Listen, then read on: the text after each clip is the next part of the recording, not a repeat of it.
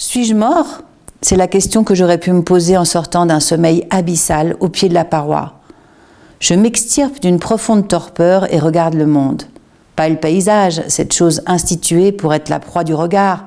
Je regarde le monde, et le monde est beau. Je suis en pleine nature. Je suis la nature. Le monde me regarde et je regarde le monde. Sans heurts, nous sommes l'un dans l'autre. Je ne sais pas encore que je souffre. La température est agréable et la lumière douce. Le soleil couchant illumine de l'autre côté du large vallon le haut d'une barre rocheuse. De feu, elle s'impose dans toute sa présence.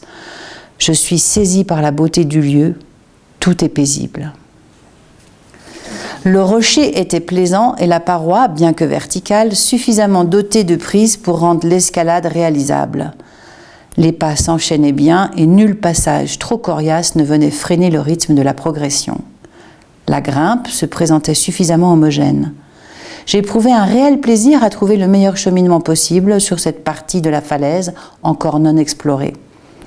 Je regardais où il serait possible, au cours d'un deuxième passage, lors d'une prochaine visite, de poser les points de protection nécessaires à l'ascension, en partant cette fois-ci du bas de la falaise, encordée.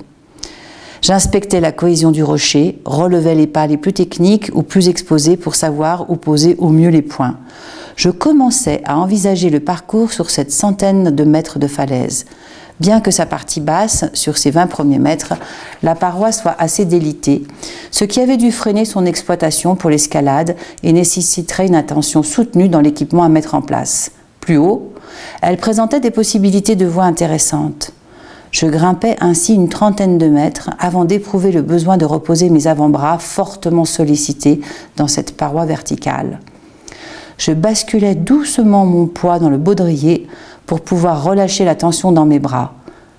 La corde ne me retint pas. Je m'assis dans le vide et chutais.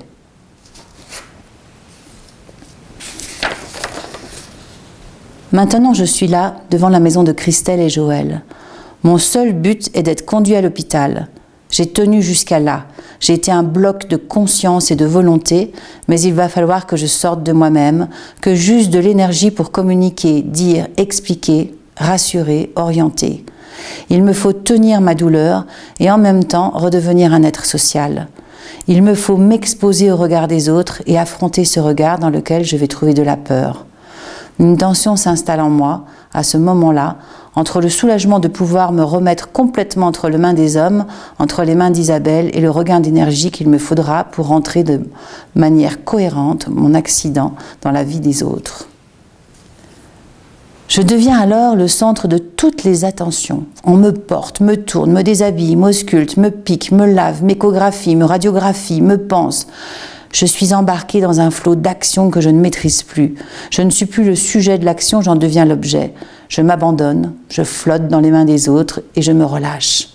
Je vois qu'Isabelle est là derrière, c'est elle qui va maintenant faire les choix pour moi. Mais dans ce flot continu de mouvement, je vis aussi une certaine solitude. C'est bien mon corps qui est l'objet de toutes les attentions, mais pas mon être. La petite voix qui m'a accompagnée dans ma pérégrination a maintenant disparu. Trop de bruit, trop d'affairement. Les hommes sont là, médecins et infirmières, mais je ne rencontre pourtant pas leur énergie vitale dont j'aurais alors tant besoin. Je ne les rencontre pas. La montagne et la paroi ont leur propre souffle et leur propre chant. Transiter dans ces lieux, c'est entrer dans ce souffle et dans ce chant, en découvrir au fil des pas la symphonie.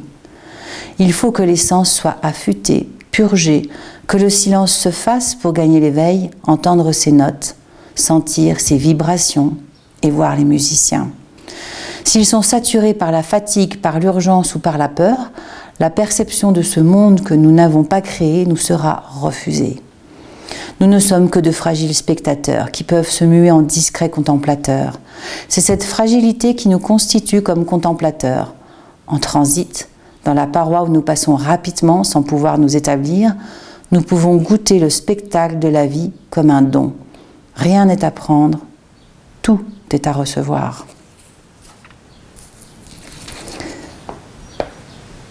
Il a pour toi donné ordre à ses anges de te garder en toutes tes voies.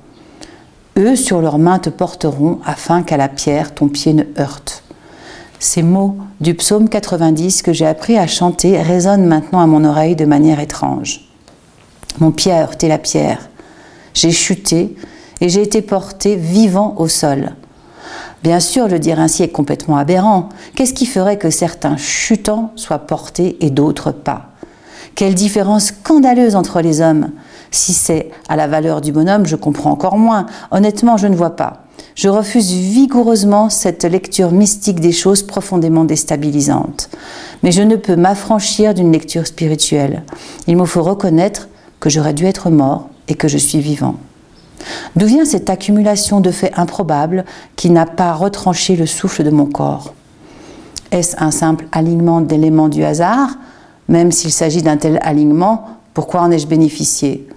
Je suis confrontée à la question de ma non-mort, face à cette probabilité si massive de perdre la vie dans une telle situation.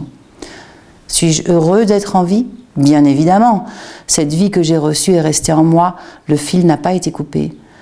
Je n'ai pas laissé Isabelle et Luce seuls, je n'ai pas abandonné mes parents et le reste de ma famille, les broyant dans un chagrin et une douleur sans nom.